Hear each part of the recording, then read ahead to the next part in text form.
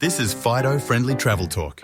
Here's your host, Susan Sims. Hey everybody, it's Susan Sims with Fido Friendly Travel Talk, brought to you by Animal Radio, where we talk about the travel and lifestyle for you and your furry best friend.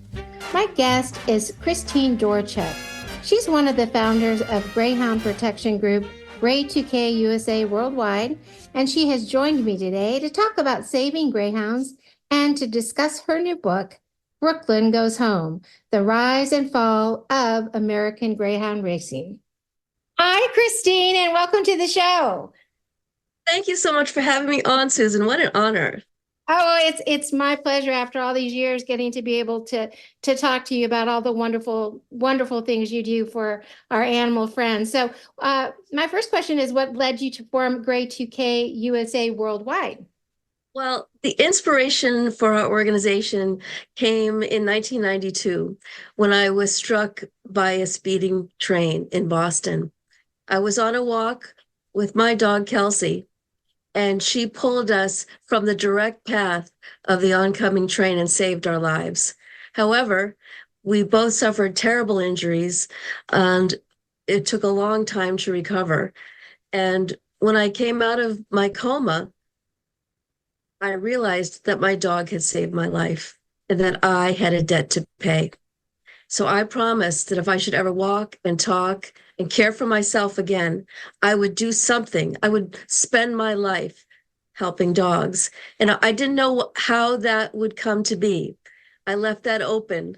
And I learned several years later that just a few miles from my house, there were thousands of greyhounds living in tiny cages, facing death and injury at every turn when they were put out to race. And I said, why isn't somebody doing anything about this? Well, that's where I had my calling. That's how I knew that was what I was supposed to do.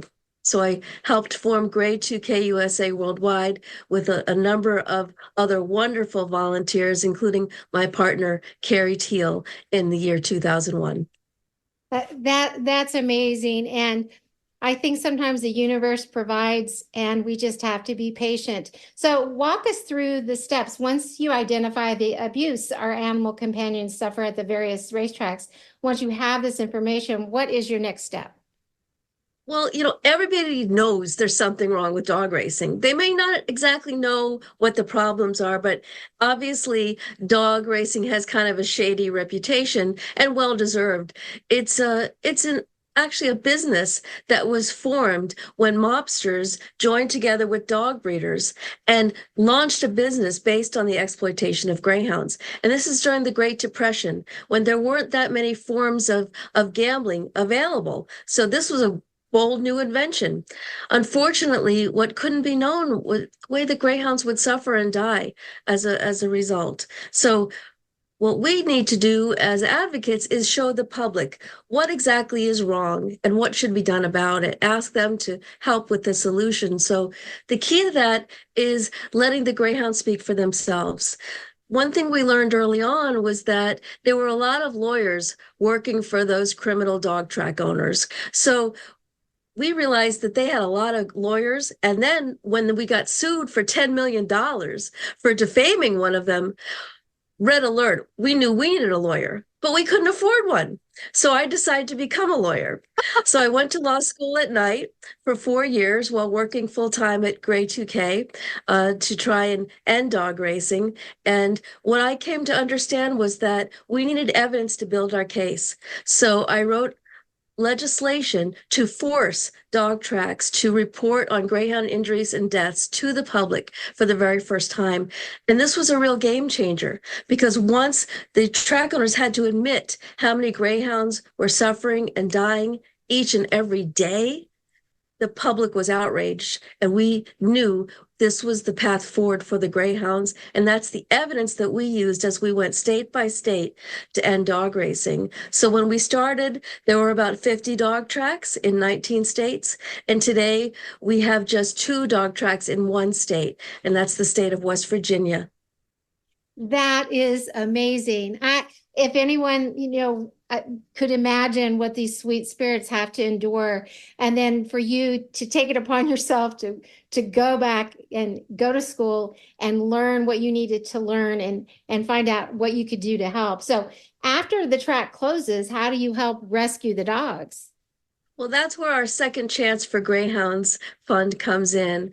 When a dog track closes or when it reduces racing, it's just happened in Mexico, 200 greyhounds were released from Agua Caliente in Tijuana.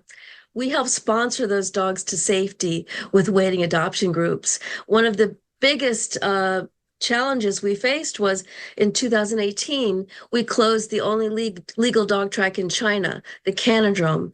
And there were 532 surviving dogs on the last day of races. We airlifted every one of those dogs to safety with friends and groups all over the world. And we were so fortunate that one very special dog who had been the poster child of the campaign, his name was Brooklyn, he came home to us. So you might say we take our work home with us. I think you're right about it. So speaking of Brooklyn, tell us about your book, Brooklyn Goes Home. Well, Brooklyn Goes Home is, of course, a great book for any dog lover, but it's also a political how-to. We talk about the state-by-state efforts to end dog racing, the challenges we faced, the failures that we had to endure over and over again, and having to get up and persevere. And we're hoping that anyone who reads this book will understand that the important thing is to keep fighting. Whatever your cause is, don't let others tell you to stop, because if you're fighting for animals or someone who doesn't have a voice, you are their voice. You have to keep fighting. You owe it to them to do whatever you can to make a difference. And poor Brooklyn was a dog who, when he wasn't a very good racer in Australia. So his owner shipped him to Macau, and no dog ever got out alive from the Canodrome. 400 dogs a year were shipped there to race and die.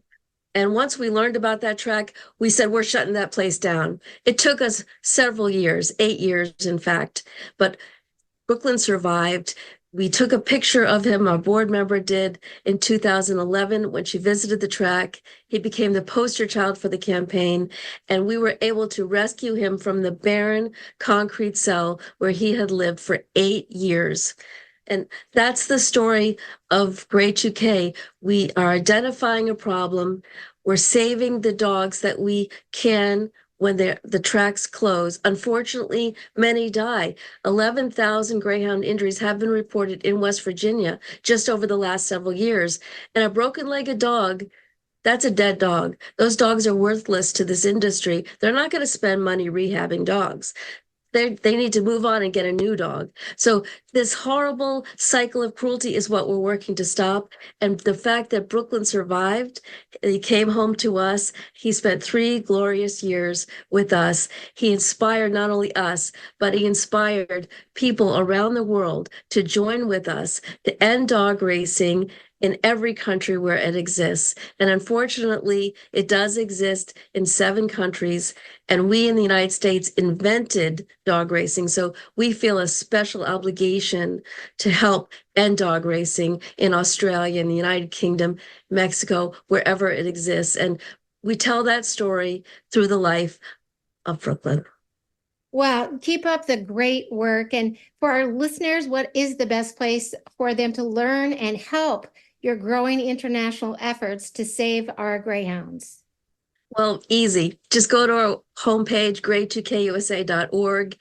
If you live in the United States, please be sure to contact your member of Congress about our federal bill to outlaw dog racing.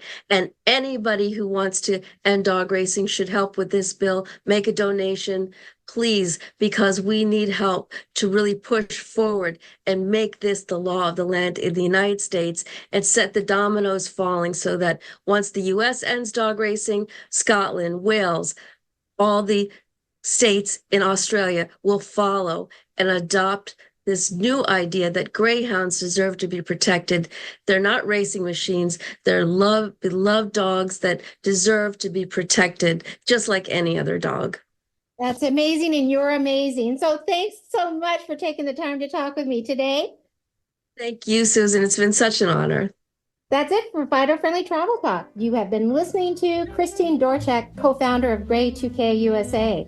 For more information on today's show or just about traveling with Fido, log on to FidoFriendly.com. Until next time, this is Susan Sims with Fido Friendly Travel Talk.